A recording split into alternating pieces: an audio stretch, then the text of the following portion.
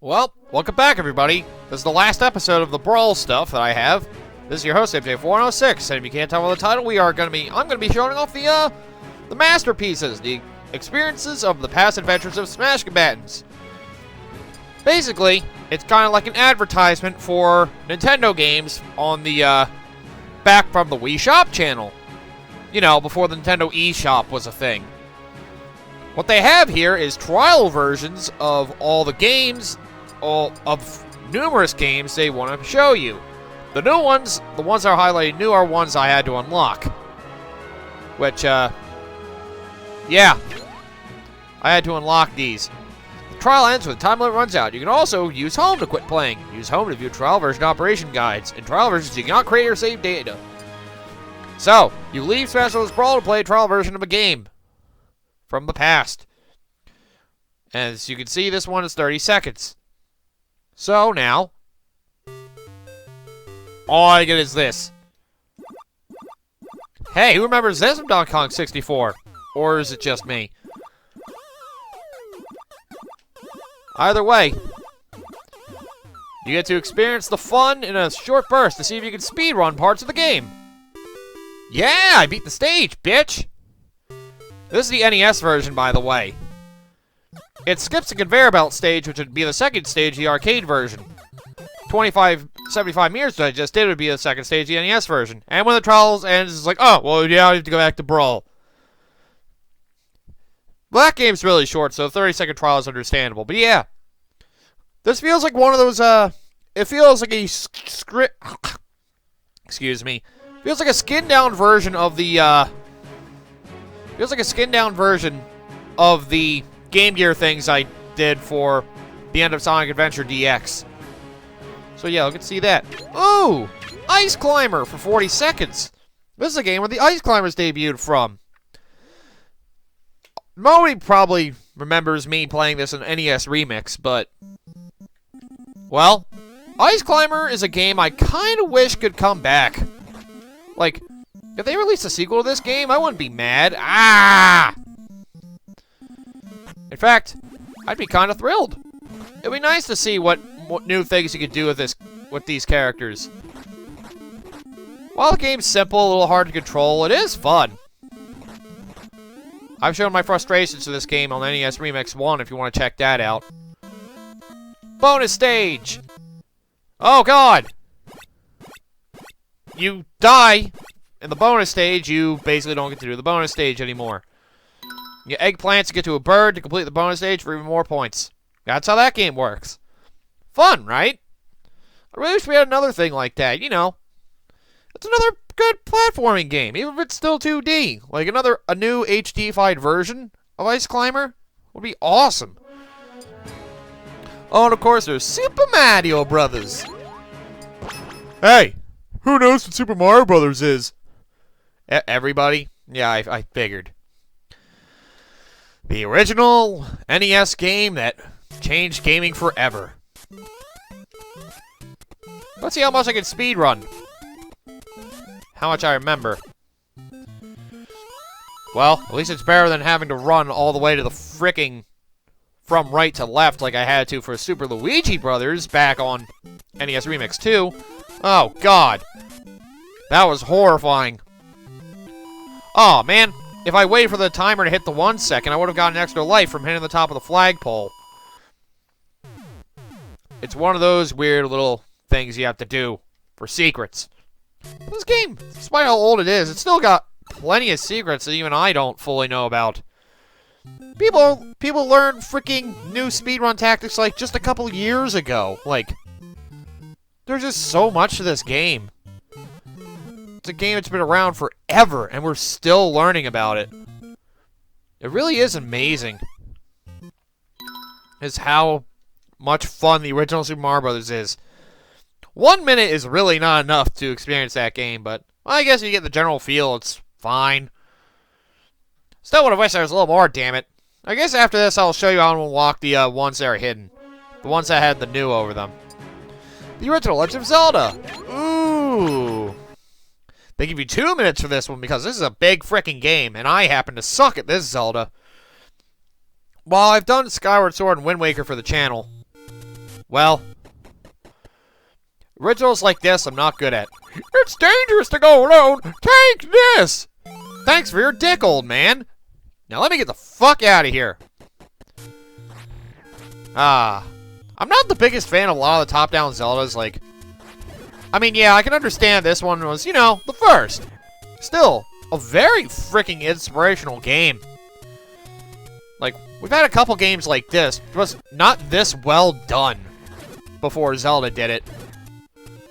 Did a hell of a job. Just exploring a whole map, which they gave you the map for the game, which is pretty freaking sweet. And you just, you know, go through dungeons just like in regular Zelda and other 3D Zelda games. Go through dungeons, conquer the monster, get the magical item, and yeah, progress. While I do say I'm not a big fan of the top-down Zeldas, I love Link to the Past. Between Worlds is, okay. Wow, my voice really cracked there. But yeah, really, people really loved A Link to the Past. Loved A Link Between Worlds from 3DS, and really, people said it was better than Link to the Past, some people. Well, I'll just say this. I'm all for, you know, retreading old ground in a Zelda game. But when the whole Zelda game feels like it's not new, you literally are retreading over the entirety of A Link to the Past world. Slightly modified, but the same freaking thing. It's a freaking sequel. Pretty much. I mean, it was good.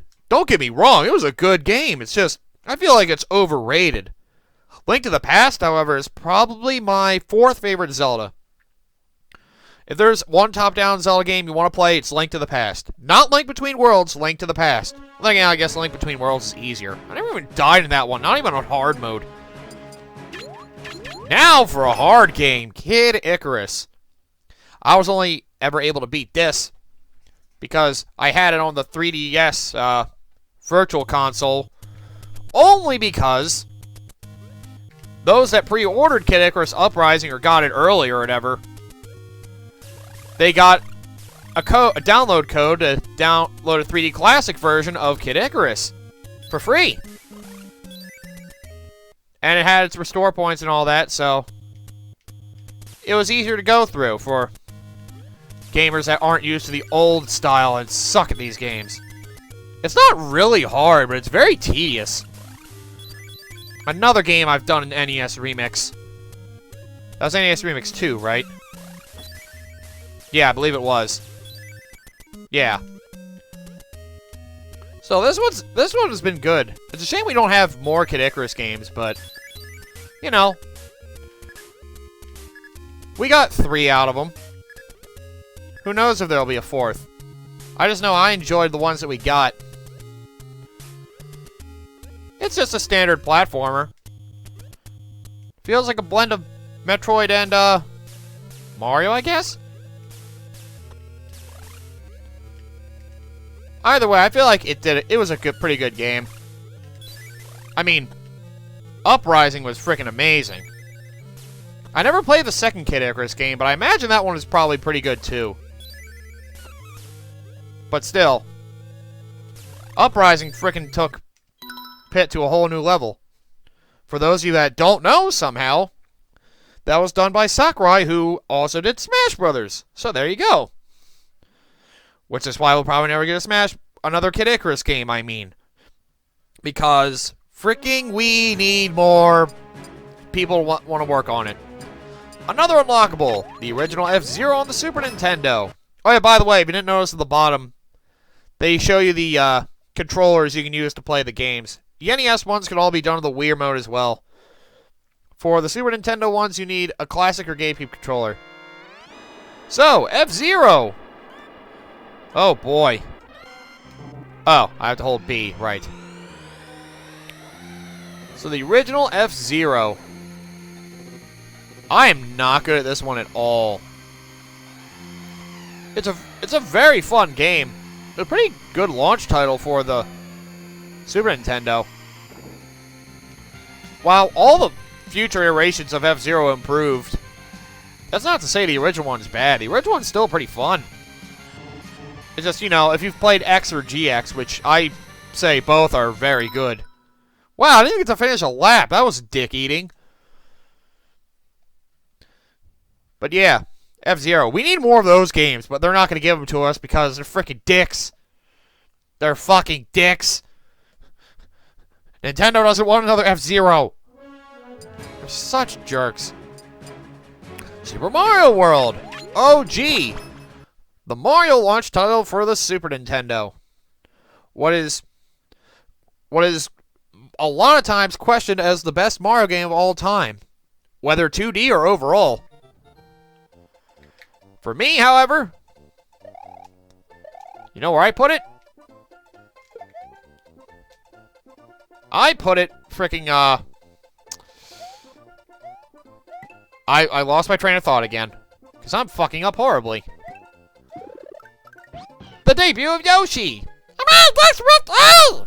The fuck! Don't have time for your talking garbage. Let's get going, man. Oh, no! This game debuted Yoshi, who they wanted the original Mario Brothers before, but didn't have the processing power to have their vision. The first 16-bit Mario game, and it was a goodie. In regards to 2D Mario games, you know, when I first played it for a while, I really kept saying that it was probably my favorite 2D Mario game. But as some of you may have seen from Super Mario Advance 4, I now feel like it's my second favorite 2D Mario game, only after... Oh! 50! Yeah! Not Super Mario 50, that's not a thing. But ew, I hit the tip of the flag thing. Oh, Coda would be proud. It also happens to be his favorite Mario game. I wonder why. Still, I put Super Mario Bros. 3 above Super Mario World now. Not to say that this is bad in any way. Like, the secret exits, the secret exits, the level design, the enemies, they're all wonderful. It's just something about Super Mario Bros. 3 shouts a little more creativity and fun to me. I gotta admire the cape in this game, though. But Super Mario Bros. 3 just felt more fun. The levels were designed maybe even better. And they had more power-ups, especially those we've never seen again. Hammer Mario. God damn it. Frog Mario. The old classic 2D Mario games are great. The new series is okay, too, but it can't match up to at least Mario World and Super Mario Bros. 3, which... technically, in Japan, Super Mario World is known as Super Mario Bros. 4, so... yeah, there's your fourth if you really care to know. Speaking of the Super Mario Bros. Series, don't know why the NES version is here, but that's what it is. Super Mario Bros. 2, the black sheep of the Mario series, which... this is the USA version of Super Mario Bros. 2. Oh, they make you Peach. Gee, I wonder why. Anyway, Peach can float. This is the first game that Peach was playable in. At least the first main Mario game. I didn't pay attention to the side games from Mario series back in the 80s. Nor do I care to think about them. But yeah, Super Mario Bros. 2 USA, also known as Doki Doki Panic. In Japan. Well, that's what the original game was. Eventually, they called the Super Mario Bros. USA a reskin Doki Doki Panic for them. But you know, I'm glad they have this version too. I mean, it did help market the game better, if I do say so myself. Oh no! I blew it. I was supposed to get that mushroom to get more health. Get off here, ladybug! A lot of mainstay enemy... mainstain? Jeez, so dirty. A lot of mainstay enemies showed up in this Mario game too. Shy Guys, Ninjas. No! Huh. They don't allow you to change character, huh? That's weird, because you're also allowed to be Luigi and Toad's a freaking speedy powerhouse in this game. Peach is a floating character who can get across gaps pretty easily. Mario's an all-around monster, and Luigi's just a super high jumper. They all have different characteristics, which are more highlighted in Super Mario Advance 1. Which that added Ace Coins to be a dick if you wanted extra collectibles, which I did not. Whatever, let's go to Kirby's Adventure. It's always fun to go through Kirby's Adventure. I have a tough time debating my favorite Kirby game. I'd probably put this second, though. Because while there have been a lot of good Kirby games throughout the years, my favorite still lies with Kirby 64, the Crystal Shards. While the level design in that may not be as solid as it is in past Kirby games like this one or Superstar, and it doesn't really like move as, it doesn't really seem as fluid as the previous entries. The fact that in Kirby 64 you can combine your transformations, it's pretty freaking rad. Besides, Kirby's Adventure was released past the NES's life cycle. Really showed what the NES was capable of back then. And officially gave Kirby his power-ups. Pretty cool. I only experienced this game the first time through, Nightmare in Dreamland. But, you know, it was good. Ew, yeah, I hit the top already. Wow, I'm getting some decent achievements done in these. Kirby's Adventure, aka Kirby's Nightmare in Dreamland on Game Boy Advance. It's pretty easy to debate that it's the best Kirby game. I put it as my number 2. Only below Kirby 64. Superstar might be 3, although I only experienced that game through Superstar Ultra. Which, by the way, if you have a DS or 3DS and you want to play Superstar, get Superstar Ultra. It basically feels like the same game, maybe slightly improved. And they even frickin' improved some of the mechanics a little bit. And even add more stuff. A whole Meta Knight mode, more bosses, more difficulty, a frickin' being able to do boss battles as your sidekicks you would get throughout the game. That's a very good version of Superstar. One I would recommend if you haven't played it before. Definitely more to it than the original Superstar, but it's hard to go wrong with a lot of Kirby games. Most of them are pretty good. You know, I can't really think of a bad one. Weird. I really can't. The worst Kirby game ever has been Squeak Squad. Even that was at least decent. Okay, time for Super Metroid. If you can't tell, this video is long because I'm going over all these in one video. I don't feel like it's necessary to, you know, overdo it. Okay, so Super Metroid. I've done an LP of this game. I had a lot of fun. They have 3 save spots for you. One towards the end of the game for you to explore whatever the hell you want for a few minutes. One to start the game over from scratch. And one to, oops. Went to the title screen. And one to start you, wherever. The last Metroid is in captivity. Thank you. The galaxy is at peace. Oh, geez, this brings back memories.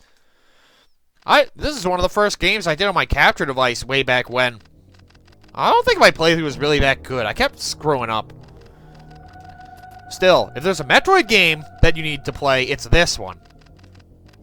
While Metroid Prime is also very good, I feel like this one's just a slight bit better. I didn't even play this game for the first time till like 8 years ago. It was really a fun time for me. I couldn't even find everything, but yo, I love the game to heck. My first introduction to Metroid was Smash Brothers. And then my brother got Metroid Prime, and I played that behind his back so I could beat it behind his back. I did, and you know what? I may have used the guide the entire time since I was an immature child, but I loved the journey. Even following the guide, I had fun playing the game. But then I played it without the guide after knowing everything. It made the game that much better. That's all I recommend to people that play hard games like these. Try to play without the guide first. if you're really stuck and don't know what to do, go look one up. You'll be grateful. It's a much more fun experience when you're not walking yourself through everything. Also, it's weird how all these scientists thought it'd be a good idea to enslave the space creatures that are trying to kill everybody and all that. That was dumb. And it also set up for some disturbing sequels, or rather a disturbing sequel. Hint, hint, nudge, nudge. I mean, wink, wink. The game before the game in chronological order before Metroid Fusion. Oh man, that game is going to take a while. If it hasn't been done already. But yeah. It was kind of the middle of the Super Nintendo's life cycle. It was pretty damn good. Like, look at this. The motion is nice. You got diagonal aiming, baby. Even holding R, you can just do that. Sweet. Easy dashing. The environments are laid out well. Man, I didn't even get to show off any of the good parts of the games. I went through the new game file like an asshole. But yeah. That game is masterfully crafted. My favorite Super Nintendo game.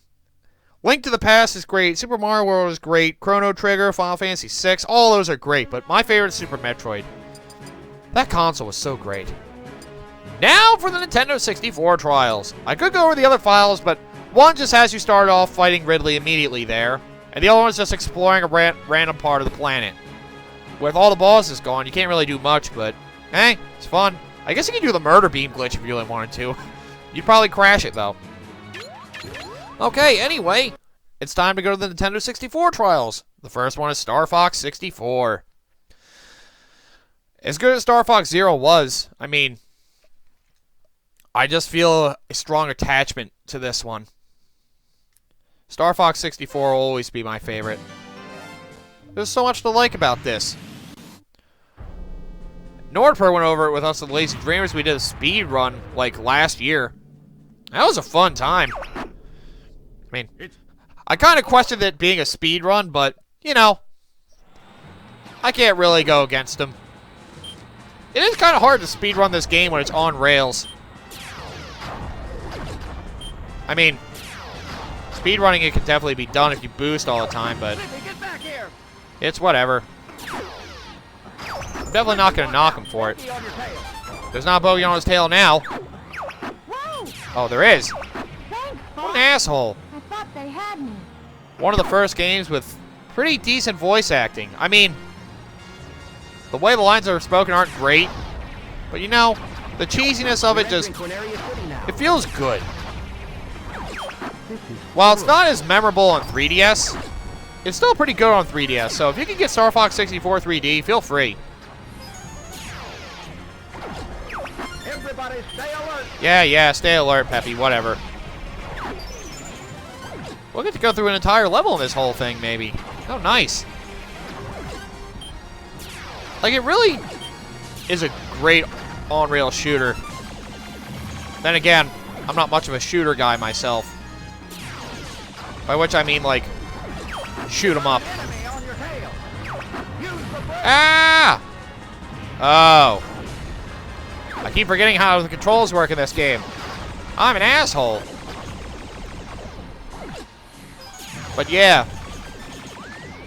And it's simple, but it's fun. That's why I love the N64 generation. It didn't feel like anything was made to be too complex. Get the one behind me. Everything just felt, you know, fun. That was their biggest concern. And they nailed the fun very well. I'm helping you out, Falco. Use the booster gate. I would love to. Gotcha. Yes, I should be thankful. Yeah, you should be thankful, you jerk. And the banter, of course, is amazing. Do a barrel roll. And there's the line we all love. It's not a barrel roll, it's an aileron roll, but you get the idea. Roll around. It basically forms a I was going to say a helix. It forms a barrel, so, you know, you get the basic idea. pretty smooth flying, Fox. Thanks, Falco. I really love to go through these arches, man. You know? Follow me, Fox. Do all those, you can go this way! Ah, come on! I was just about to get to the ending! Didn't get to show the boss fight. I tried to go fast. Man. But yeah, that on-rail shooter is fun. Pick that one up if you liked Star Fox Zero. Or any of the other Star Fox games. And the longest trial they have for you is Legend of Zelda Ocarina of Time for obvious reasons. 5 minutes to go through this masterpiece of a game. While Skyward Sword I've praised a lot, I do realize it has its flaws, and I kind of tend to overlook them, but, you know, one of the big things I'm into gaming is fun, and I had fun with Skyward Sword, so knock me if you want, but that will always be my second favorite, because this is my favorite. The Legend of Zelda Ocarina of Time. A true, true masterpiece. I'm not going to go over the intro to this one. Oh, wow, they give you 50 rupees right at the start, huh? Dang. Oh, wow. Give you the sword and the shield. Oh, wow, good way to start off. I like this starting location, because you can just go to the first dungeon right away. Oh, they even opened it up for me. How nice of them. Do I have any items to start with? Anyway, this is the first 3D Zelda title. While a lot of people will say it feels like it mimicked A Link to the Past a bit with a lot of things, it feels really good. Like, the big challenge they had, which was trying to make it so combat was easy in 3D, Z targeting. They invented it and it did them wonders. What a great... This was like a 3 or 4 man project they had on this. At least originally. I want to go on the Great Deku Tree. Shut up, Navi! Nobody likes you. You could be more not annoying than Fee, but Fee likes to fucking talk her ass off about about numbers. You just like to mention unimportant information, Navi. Both of you suck. Weird. My two favorite Zelda games have the most annoying guides in all the Zelda games. Yeah, I get it. See, I can climb this wall, but now I have to listen to you talk about it. Get out of here! See, not even Fee did that. It tells you can save and it will act like it, but it doesn't actually have a save file. It's kind of like starting the game over at a restore point for all the games when you do these trials. The legendary opening of the box. What's inside? Tell me what it is.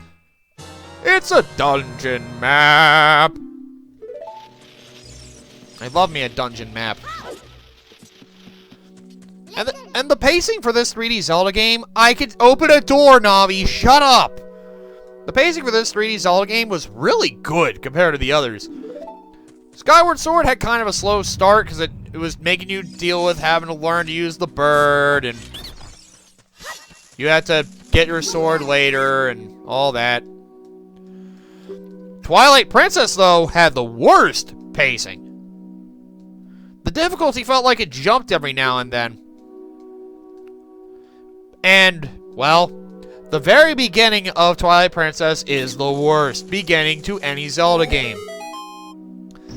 You go with farming, then sword training, then fishing for a cat, and then you're a wolf for 2 hours. God damn it! Oh, the opening of Twilight Princess is the slowest and the worst of the 3D ones. I mean, that's not to say this one could have been that Ocarina of Time could have paced better, but it was perfect. You start this game, you get a sword, you learn to get money so you can buy a shield, and then you go here, learn about your quest, and then you get to go into the first dungeon right away. Like, oh, it does it perfectly. It throws you right into the action. It lets you get a little comfortable with the game through walking around the beginning town, And then once you're comfortable, it throws you right into the dungeon to really let you know what this game has in store for you. Ugh. Zelda Wii U was pretty nice concept, but I just like the simplicity that Ocarina of Time has. It's a timeless classic I'll never get over. The first time I beat it was when it was on the GameCube, back when they were doing all the Zelda collection stuff. I got the collection that had Master Quest on it. And, well, Master Quest, I like its idea. I liked its purpose. It was pretty cool. Which, by the way, 3DS Ocarina of Time. Beat the original Ocarina of Time, you can get Master Quest. So if you want to see what that's about, get the 3DS version. It's pretty sweet. It's only slightly improved on 3DS, but, you know, it's still very good. And it still feels like the original game, which is nice. Still, Ocarina of Time is still my favorite 3D Zelda. My favorite Zelda overall, and one of my favorite overall games. Like, it was, like, the first video gaming masterpiece. And the fact that it's an adventure that feels like its mechanics are stale, yet it still stands strong to this day. It just can't be beat. Ocarina of Time is amazing. Well, that's all the masterpieces. Let me just go show you how to unlock all of them. Or at least the 5. If this thing will ever stop loading. Forgot about Smash Brawl. It's terrible, terrible loading times. Piece of crap. Wow, it's really struggling to load. What the hell? Not like internet works on this thing anymore. There we go. Jesus. Okay. So, yeah, you can see I don't have all the challenges. Okay, so to get all these masterpieces, do the Yoshi's Island Melee stage 3 times in Super Mario World. Then you got using Toon Link 10 times in Brawl, another clone. Do that for Ocarina of Time. Sweet. Get 5 standard Brawl victories Peach, Super Mario Bros. 2. 10 hours of Powered on Time, Donkey Kong. That's pretty simple. And get Captain Falcon to join you in the adventure mode, FZero. That's all there is to that. Well, I feel like that was worthwhile. So, yeah, Smash Bros. Brawl. Still my third favorite, but, you know, it's pretty good, regardless. Other than the tripping. The tripping can go burn in hell for all I care. Now, I'm pretty sure everybody agrees with me on that. And I don't have any replays or album things to show you, because, well, nothing interesting happened. So, thank you all for watching. Come back next time for whatever my next Sideshow Saturday series will be. I still don't know what it's going to be, but you'll find out next week when I do. And it won't be another Smash game, because I don't plan on doing the Smash Bros. 4 events, in case you're wondering. We did that on the co-op channel already. I don't want to do them again. See you all next time.